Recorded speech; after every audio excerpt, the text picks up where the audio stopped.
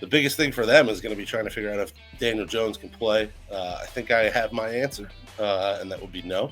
Mm-hmm. But now, Barrett, to kind of counter that, do you think Hurts has the arm? Like, I know Aikman was talking about it, like the defense playing off, they're inviting that throw. It's there every time. Does Hurts have the arm to get it out there consistently?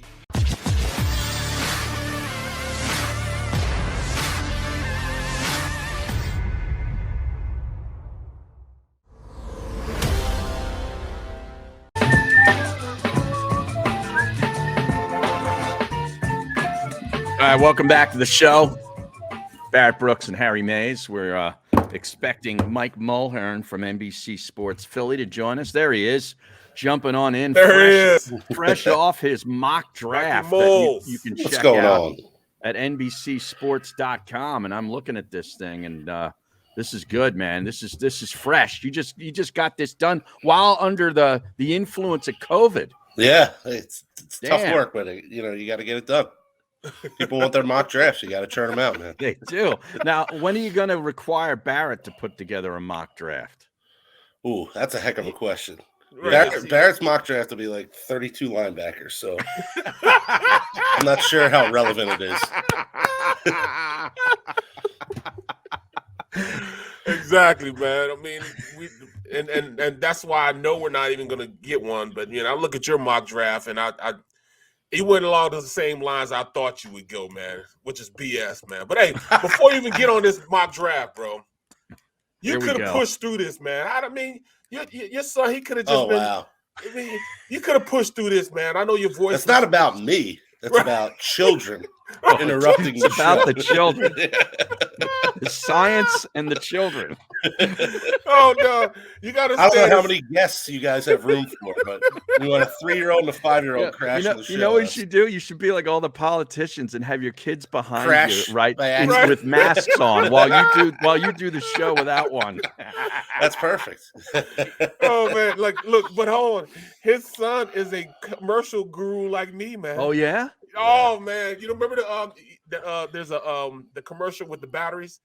When it's like a woman and a dude, and then there's an extra life, and then he falls into the couch like the girl did for extra life. You remember that commercial? No, I don't. Man, that was one of the greatest commercials ever, man. Barrett and my 5-year-old son really hit it off. Oh, is that right? Yeah, they have the same level of humor. That's his demo right there. Yeah, exactly. What was that? But what's the other one? What was the other saying? Extra life, and what was the other one? I can't remember the other one. Kid goes through so many, man. But when he was, I got to get him hooked on your progressive ones now. Oh, do you? I got to get him hooked on those. Yeah. Oh, Dr. Rick is a rock star in the Barrett household. I'm telling you, man. See, man, you guys think it's not just this show that I talk about commercials, man. I talk about commercials while I'm sitting there watching all the time. Watching Barrett games, just watches TV for commercials. The game just gets in the way. He's like that guy that watches the Super Bowl. It's the only football game he watches, but he really watches it for the commercials. Right. That's where they need to unveil the new Dr. Rick commercial, though, by the way, at the Super Bowl, because they need a fresh one. Man, Barrett, seriously, what are you more excited for, the game or the commercials? Bro, be honest. If it's Dr. Rick, I'm all good. If it's Dr. Rick, I'm all good, man. Forget a blitz, an MEB blitz. I don't want to hear no zone plays. Give me Dr. Rick, man. Oh, there you go. Well, before we get started on your mock draft, what are your thoughts on these coaching hires now that it looks like all 9 have been made? Excited for Doug Peterson to get an opportunity with a true franchise quarterback. Right. I kind of wrote for the Jags pick in the mock draft. It reminds me of 2017. There was a clip of him talking to John Lynch on the field before they played the 49ers, and he's just kind of singing the praises of Wentz, and he's like, as long as we don't screw him up.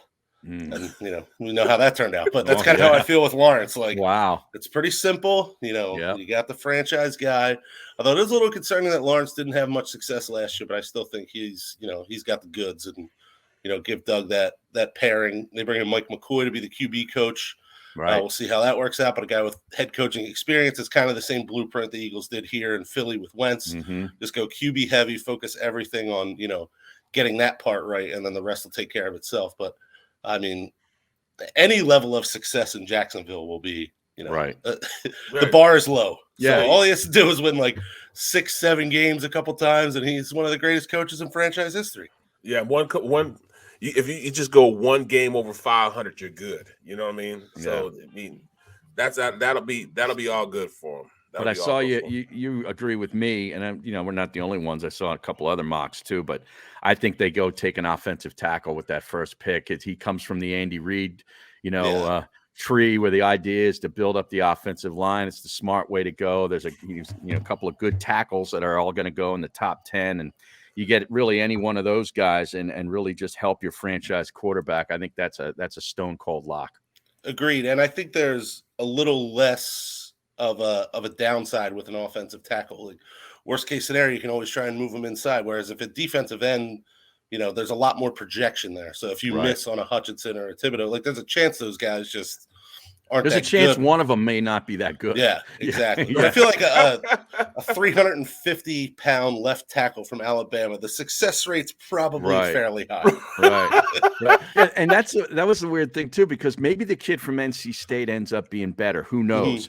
But if you take the NC State kid at number 1 and he doesn't play great, you're like, what were you doing? There was a guy from Alabama sitting there. It's not that hard, Howie. Sometimes it can be that simple. Exactly. I love the Howie blueprint last year. Just think Bama guys. It's working out well for him. Well, I'm gonna tell you this: my left guard from college is now the offensive line coach at Alabama. So just so you guys know, he just signed this year. Oh yeah, he will be the new offensive line coach for Alabama. Yes, beautiful. Eric Wolford. He was my left guard.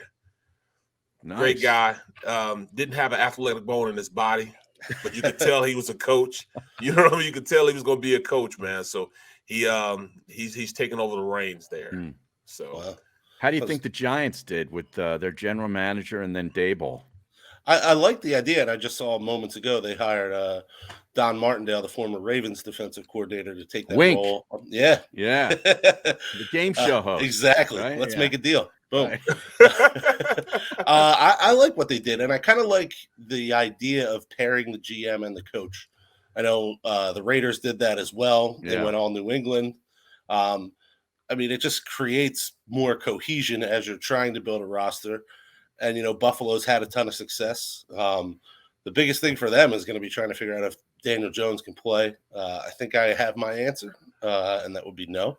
Mm-hmm. But, I mean, he's had no shot, though, with Jason Garrett, and then they had Freddie Kitchens take over calling plays, and they were somehow worse. If you're able to give him, at least he's set up for some level of success now, so you can find out if he can actually play. And then they've got the 2 first-rounders this year as well, so they could, turn things around fairly quickly. But, I mean, they have the fewest wins in the NFL over the last 5 years. Them and the Jets are tied. Yep. We're talking a level of futility that, doesn't get discussed enough. I always like to bring that up whenever I can. Whenever the Giants get mentioned, just throw that stat out there so people don't forget. Right. I appreciate that.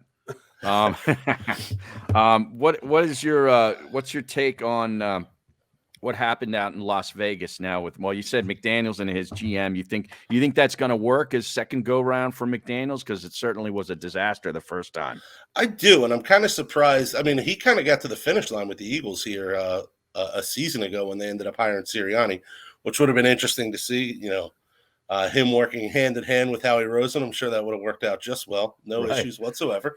But I mean, he obviously left the Colts at the altar in the winter of 2018. I mean, you can't be that good of a play caller. I mean, obviously you have Brady forever, but he had a level of success with Cam Newton. They totally transformed their offense in 2020. Then you bring along a rookie, Mac Jones. He's like the 8th alternate to the Pro Bowl, but he's a rookie who made the Pro Bowl. When you look on the paper at the end of the day. So he's developed, a young signal caller. And I think if you pair him with Derek Carr, who I think is probably slightly above average, but I think has, a little more untapped potential there. Yep. Hasn't played with a ton of talent around him. You get him, a real play caller. He's got Hunter Renfrow in the slot. You got Darren Waller, who's a matchup problem. If you can get them a receiver in the first round, or maybe they, Carr and Devontae Adams are college teammates from Fresno State. I know he's been trying to recruit him. If there's any way they could pull that off, Yeah, I that's mean, right. that offense could take off in a hurry. He's franchise. Period. They don't get a job done. I mean, a contract done. He's going to be franchise. I can't. Devontae, I can't see him going anywhere. But I will say this down there. You can kind of tell the direction they're going is going to be positive because, but the division is just so tough. Yeah. I don't know where they go. Yeah. Where do they go from there? It's hard to sign up for a job. I mean, obviously, when you're McDaniels, you can't be too picky at this point. He's only got one shot left, and you're going to, a new market, state-of-the-art stadium.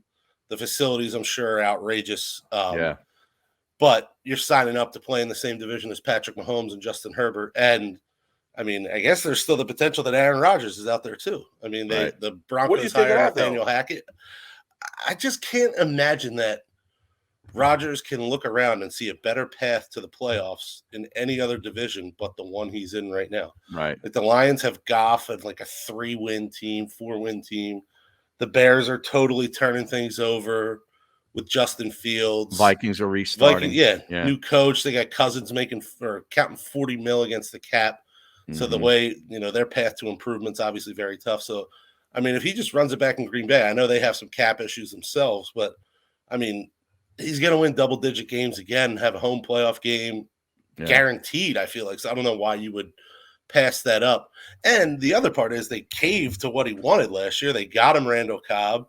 They, gave him some more cash up front, some free reign on the back end to do what he wants. So, I mean, they gave him what he wanted in the end. To then leave is kind of a little shady, I think.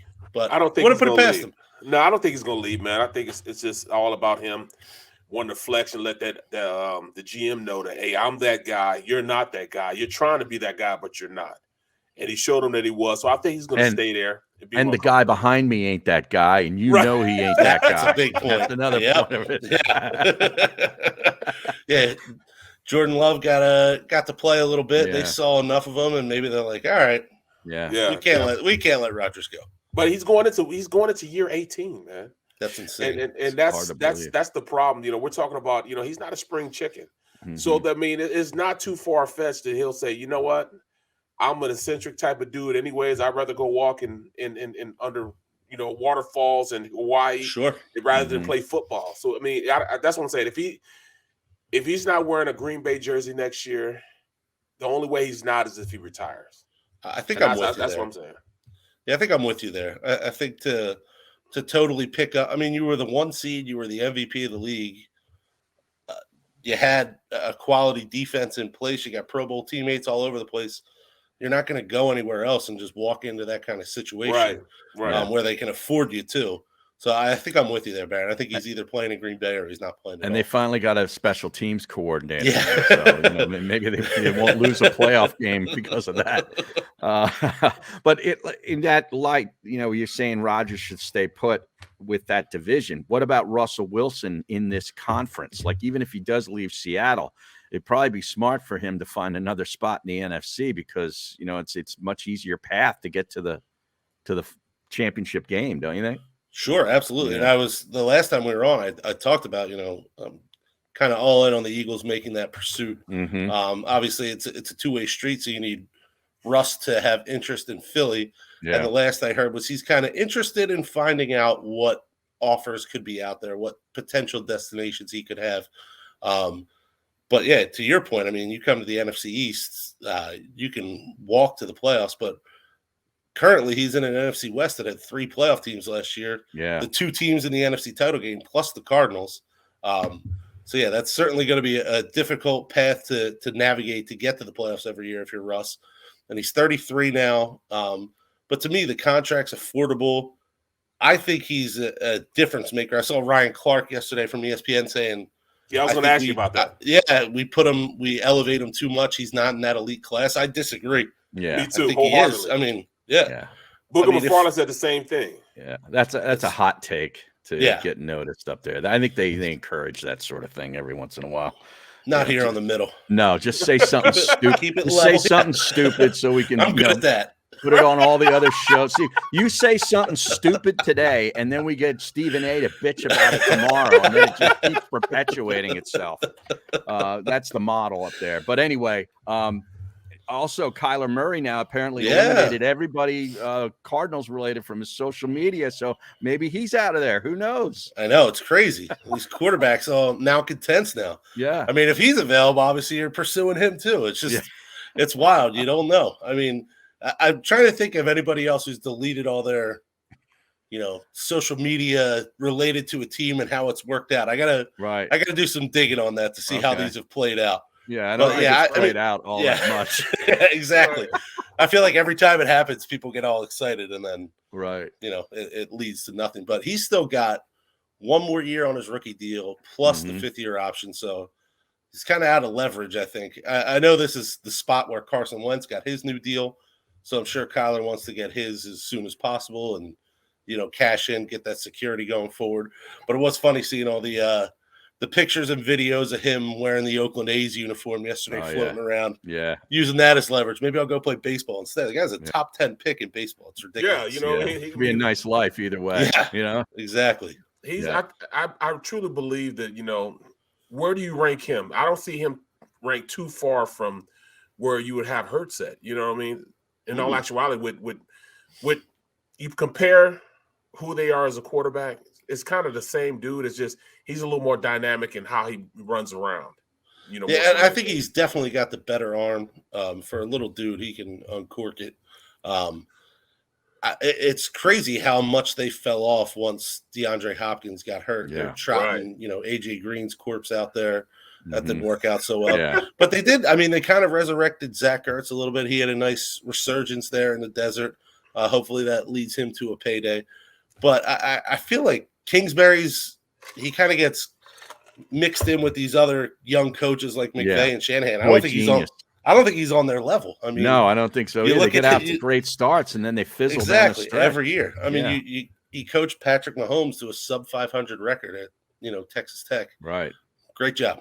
That'll get you in the NFL apparently. I mean, I have Patrick Mahomes and I'm in the Big 12. You mark down 7 wins right out of the easily. Gate. It's up to me to get it to 10. Exactly. That's the way I look Kansas at State automatic win. Yeah, every year. State. I mean, come on, Kansas. Kansas gonna definitely give you a win. Kansas State gonna give you a win. Oh, it's crazy, man. And they just gave both our coordinators $500,000 raises. Really? So wow.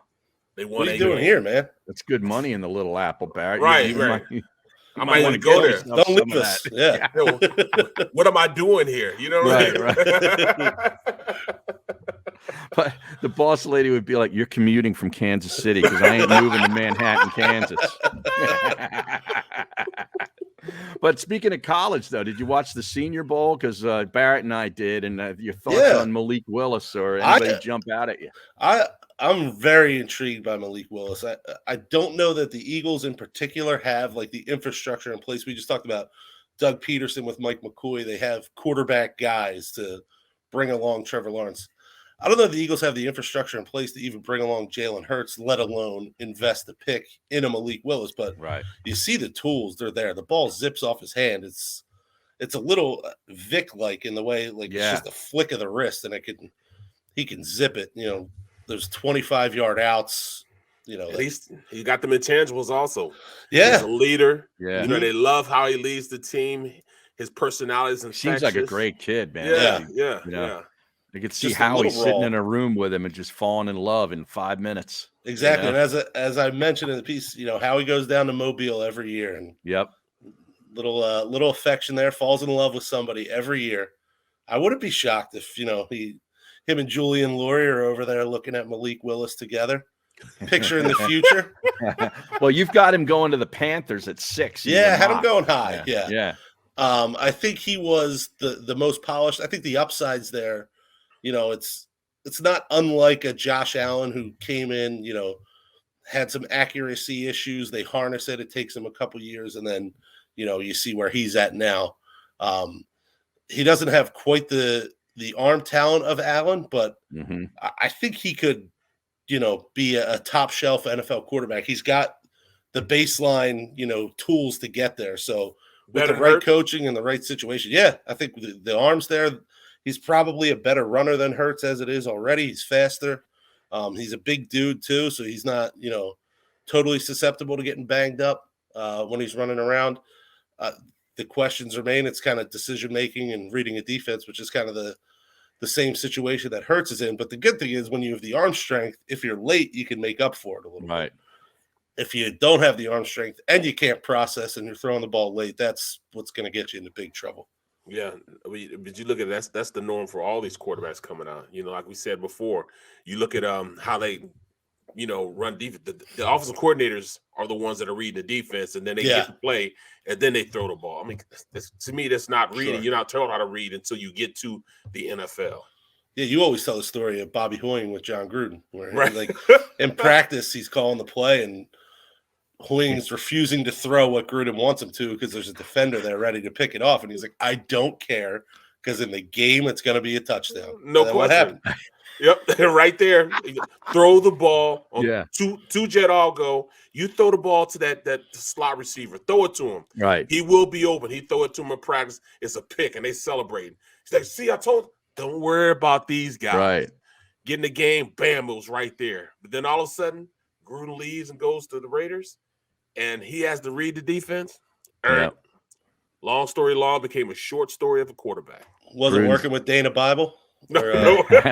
Who else? Who was grabbing the coffees early in your tenure, and then he turned into offensive coordinator midway through the season? Oh, yeah, Bill Musgrave. Right? Yeah. You're like, this guy was getting coffee at the beginning of camp. Midway through the season, he's our offensive coordinator. Yeah. It's like, I don't want you to think. I want you to follow instructions. Yeah. Okay. And I wonder that with Hurts, honestly, like, how much autonomy does he have? You rarely see him changing plays at the line. So, I think we talked about this before in that Tampa loss. They're walking to the line of scrimmage. There's 8 guys in the box, and you're running into a wall. You have no shot there. No, we're running inside zone. Like, there's way too many guys in there, and look how far they're playing out on the outside. Just throw the little hitch, throw the little comeback, throw a little drag route or a slant call. There's too far back to make a play. That's an easy 5-10 yards every time you throw it, but. Now, Barrett, to kind of counter that, do you think Hurts has the arm? Like, I know Aikman was talking about it, like the defense playing off, they're inviting that throw. It's there every time. Does Hurts have the arm to get it out there consistently? Like, are they kind of baiting him a little bit? Sort of that deep out stuff, right? Yeah, like those little 7 yards. Mm-hmm. Yeah, like if he's deliberate with his throws and he doesn't have enough zip, those could be house calls the other way. I think he has enough zip on it, but you remember, it kind of sails sometimes when he used to throw those routes. Yeah, they used to sail a lot, so that just comes with him making sure he drives his hips, proper footwork. He can't go out there and make a mistake, man. That's the only thing about that. That's the only thing. Go up against a young version of an Asante Samuel shadow corner, and he's just playing. He's just squatting on that route, man, and boom. Exactly. I see you got Drake London going to the Eagles with the 3rd of their 3 first-round picks, and Barrett and I have talked about him a lot with his size. 6'5". Yeah. 215, 210. Yeah, he's a big dude, and I know the concern, especially if you're having J-Jaw PTSD. The big body guy from the Pac-12. Yeah, they can't get separation. They just catch, jump balls. Mm-hmm. But this guy caught 88 passes in 8 games. He had like over 9 catches in 7 of his 8 games. Over 1,000 yards. He's a couple different quarterbacks too, right? Because their starter got hurt early on, right? Exactly. Yeah. So the only thing I wondered about Mike is he a red zone? Can he be a red zone? He only had 2 touchdowns last year. 2. I think that number's wrong, Barrett. We have to check it out. Let me check it out. We'll pull it up. I think he can. I think that big body he can go up and get him, and I think he's the perfect complement to Devontae Smith. And the big thing for me is, everyone wants to fix the defense in this draft. All the Eagles talk about is having a top 10 offense. He had 7 according to ESPN. Okay, he has 7. Okay, stop trying to take that man's 7. touchdowns away. Barrett's trying to push him down the draft. Maybe make that should be at 19. that should be Dean right there, because Dean will be there too. Nakobe Dean. Yes. Yeah. Dean will be right there. Barrett loves Nakobe Dean, man. No matter where that guy goes, Barrett's going to be a fan. Yes, I mean, I'm a fan with Bolden. We're sitting back and man, we should get this kid Bolden from Mizzou. Barrett's Bazoo, linebacker bazoo. mock draft. All linebackers That would be all the kind of time. funny, actually. But hold on. You know really what's messed would. up? Barrett, you should Harry. do an Eagles. They do a lot of times like an Eagles only mock draft. Right, where you right. just make their picks. You don't have to make everybody. All Just 6 give them rounds, 10 7 linebackers. rounds. Yeah. They got 10 picks. Give them 10 linebackers. We'll work on that. We draft 7 linebackers. One of them's got to be able to Exactly. play. One of them's got to be good, you know. And look, Harry, you know what? Yeah. Every year I try, you know, because we go and we you know break down. We do like 10 players that the Eagles could pick in the first round, and we'll do like a little a breakdown of each of them. So I go through and I break down 10 guys, and at least 4 of them are linebackers, and he gets so pissed off. Why do you keep doing this to yourself? So I like to get give this the off of fans lineman. what they want. I just want Right. to be when the draft comes, when they actually make the pick. It's nice to have that already done. Right. So you can be like, "Hey, this is the guy they got." Right. Whereas it's good to project on a linebacker, but just know I want to make sure we have the right guy. So when they make the pick, we got the video done already. I'll do 4 offensive linemen and Yep. 4 wide receivers, and then I'll do 2 wide receivers, and I'll be damned if that happens every single year. Same thing. We draft all the offensive linemen. We'll draft the receivers and nobody else. So I'm just pissed the entire time. The entire time I'm pissed. I don't know how much time you got, Mike. I want to hit on some of this Sure. NBA stuff because trades are actually starting to I happen, know. and actually names of note are being exchanged. So this is kind of a different NBA trade deadline than what we've been used to, which is a whole lot of hype and usually a whole lot of nothing. Yeah, So it leads me to believe maybe it's, the fact that teams are willing to make these moves, maybe that does open the doorway a little more for a Harden deal. yeah, and Barrett and I both don't think it's going to happen by the It seems deadline. like too short of a window Yeah. to pull that off. And I just think if you're Brooklyn, like why give the Sixers the get out of jail free card, if you don't have to. I understand the logistics of if Harden wants out. Now, if James Harden comes out in the next 24 hours and is like, I don't want to be here. Right.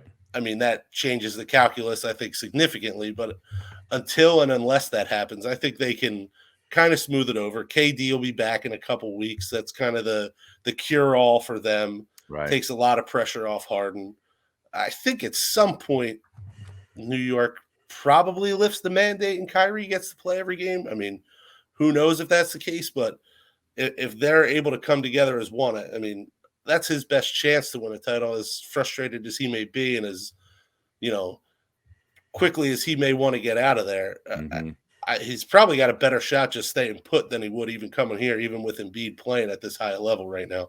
So Yeah. I'm with you guys. I think it's a little hard to pull off right now. Now, if the Sixers, and I wouldn't do this, and I don't think any Sixers fan wants them to, but if push came to shove and they said Maxey and Simmons, I think it's done. You But think I just so? don't think they're going to do that. And I don't think Morey would do it. But, I mean, Harden's his guy, has been his guy forever. Yeah. So Does he I have wouldn't tunnel totally vision put it on past this? him. I think he does a little bit. Yeah. I think he's a little too focused on Harden. And I think the fact that he missed out on him last year really, sticks with him because he knew what he had in Simmons. Like a lot of people are frustrated at the way, things played out with Ben. But last year, they pursued Drew Holiday. Then he got traded to the Bucks. They pursued Chris Paul, who didn't want to come here. Right. He got to kind of choose his landing spot. He chose Phoenix. They tried to get Kyle Lowry at the deadline. They tried to get Harden. They knew Ben Simmons was not a point guard. They knew they needed a scorer. They tried to fix it. They just couldn't get whether that was Morey being too protective of assets or whatever it was, they just couldn't pull it off. So I think he knows that he needs a big piece. And I think Harden's the guy that he wants. And if he could get it done, I mean, he's going to do it. Everybody has their unicorn, man. Exactly. They're great white whale. Yeah. And you spend that much time with that guy, pursuing a title, and this is the best shot you have to get it done. I mean, I'm sure he would love to finish the job and have Harden there with him. It's interesting, all those iterations they had in Houston to try and get over the hump, and they never did. And they the last move they made was for Russ, and it totally depleted all their assets. So it's kind of like, well, Morey's stuck now, and it's just Harden. But instead, he just kind of traded himself to Philly, got himself out of Houston on his own terms, and got to start over. So it was a great career move by him. Now, you brought up the term "the big piece" and made me think of the Phillies, and it makes me think of, if this was 2010, I think it might have been, where they had Cliff Lee and Halladay on the roster for about 6 minutes together, and then you just thought, "Wow, here comes this great staff for 5 minutes," and then they sent Cliff Lee packing, and you're like, "What the hell just happened?" Yeah, it was a good trade. Send him out to Seattle. You get Philippe Aumont and was it Tyson Gillies? I think was. Oh man, that was a disaster. That'd be so scarred in my Philadelphia. brain somewhere. We finally get Harden, and we shipped, but we had to ship off Embiid to get him. And stuff, like, oh my god. Yeah, that was Ruben Amaro's white whale. He wanted Roy Halladay. He was fixated on him. Right. He got Cliff Lee. You couldn't have asked for more out of Cliff Lee in that 2009 run. But he still just wanted Halladay. He was singularly focused, and I mean, Doc was obviously awesome, but I think he was the net gain / loss on prospects trading 4-1 and trading away the other probably was a negative. What would have been the wins above replacement for that total trade? I think Philippe Almont's probably at a negative 35. I can't believe you remember his name. Exactly. I had high hopes for that guy. You like did? A 6'7" flamethrower. Yeah. Oh man, Barrett, you got anything else? All I'm gonna say, man, I appreciate you, man, but we better get a damn linebacker. I'm letting you know right now. It'll be totally your fault if we don't, man. What about the second round? Would you settle for a second round linebacker? Is that acceptable? Yeah. No. He wants the guy from Utah or the guy from Georgia. I think that's it. I guess if we don't get one of those two, people don't understand how much of a hindrance that is if you're an offensive line, knowing you have to go get that guy and you can't get him, and he's making plays. I mean, I absolutely hated playing with guys like that, and those are the guys that win championships, man. And we don't have them. We don't have them. Ray Lewis. You look across at Ray Lewis, and you're trying to block him, and you can't. I mean, that's the worst thing in the world, man. And he's making plays. We don't have that type of guy. Does anybody have that guy? I mean, you're talking Ray Lewis, Barrett. Kobe Dean or Devin Lloyd, Ray Lewis? No, they're not. I'm sorry. No, that's all right. No. What do you think happens with Ebiketie from Temple and Penn State? Yeah, it seems like, a lot of these mock drafts and a lot of these draft nicks really have him kind of sneaking into the first round now. Yeah. I think it's entirely possible. I had him just outside. I didn't put him in, just kind of more based on team needs at the end of the first round. Mm-hmm. But, a lot of those good teams kind of always just end up going, staying on the line. So I think that's entirely possible he ends up in the first round. And it seems like some of the other guys are starting to rise up, which kind of creates a vacuum in the back end for extra pass rushers to kind of sneak in. So I think there's a good shot he ends up going. Wouldn't that be crazy if both he and Pickett, both Temple players, Chinese, ends up in the first round? That's wild, yeah. Pickett was ready to go, play for Matt Rule, and he bailed, and worked out well for him. Yeah, it did. It sure did. All right, who do you like in the Super Bowl? Last thing. I'm going Rams. I think they're the more talented team. I think they'll be able to kind of move the ball at will. I think the Bengals will struggle a little bit. McVay's been there before. Mm-hmm. I didn't put up any points in that game. Exactly. 13-3. That was Belichick came out and did the whole. They wouldn't show what they were in defensively. To Barrett's point, where the play caller's telling the quarterback what to do. Right. Belichick just sat around, had his guys stand around, wouldn't line up. So McVay didn't know what to call. Right. He loved to communicate in Goff's helmet until there were 15 seconds left on the play clock, and they were just lost. Right. So at least he's got a veteran guy now who knows what he's doing. So I think that should pay some dividends for him this time around with Stafford. Yep. That's why I believe I'm going Rams, just from experience and being there. And Cincinnati, I love the young team, the young guns, man. But there's something about experience, and the will to win. These young guys are just young and dumb, and you got these guys that that are veteran type of guy. Aaron Donald is not going to allow. I don't think so either. I agree. Is not going to allow this to happen. So going against that Bengals O line. Oh yeah, this is going to be oh man. He might get hit. He might get hit 20 times this game, bro. 20 times, man. He's gonna go and he's gonna try to play like he's the MVP, not just of the game, but of the season. He's gonna have that type of game. The league. Yep. Yeah. He's gonna have that type of game. He's kind of a nice long shot for the MVP of the game. Mm-hmm. But I think it probably ends up, if you guys are right and the Rams win, and I think they do win, it'll probably be Stafford just by default. Yeah, I guess Cup's got an outside shot, but I mean, it's all dependent on what Stafford does. So yeah, you're probably right. You can't go to Disney World. You can't fit any of the rides if you're on. No, so, it'll have to be a small quarterback. That's a good point. All right, Mike. Great stuff, man. We appreciate you, bro. You on. Glad you got over the virus. And I'm not trying to hear that, man. That was a cop out, man. That was a cop out. Wow. I told you it was about the kids. You want kids crashing the show? I can do that any day you want. Extra life. We'll have to get a commercial segment with you and my 5-year-old. Yeah, we're gonna have to do it like a commercial. Post Super Bowl. Super Bowl. Gavin and Barrett's favorite commercials. Well, look, one time it was me and D Gunn, and we taped this little segment, and then we taped a little thing to his son Gavin, and I said, man, he don't want to talk to you. And it was taped though. He said, hey, you don't want to talk to you, D. He don't want to talk to you, and he was talking back to the tape. So he said, yes, I do. I want to talk to Mr. Gunn. Yes, I do. That's awesome. Love Gavin, man. That's my guy, man. Great stuff, man. Enjoy the rest of the week. Enjoy the Super Bowl. We'll talk to you soon. All right, gentlemen. Appreciate it. Thank you for having me on. There he is, Mike Mulhern. You got to check out his mock draft at NBC Sports Philly or NBCSports.com, excuse me. And what's his Twitter? Barrett, is it at Mikey Moles? I think it is. On Twitter. Let me check that out before I give out the wrong information. Yeah, at Mikey Moles, MikeYMULS. All right, we're late for a break. We'll take a quick time out, and we'll be back with more here on The Middle. Go for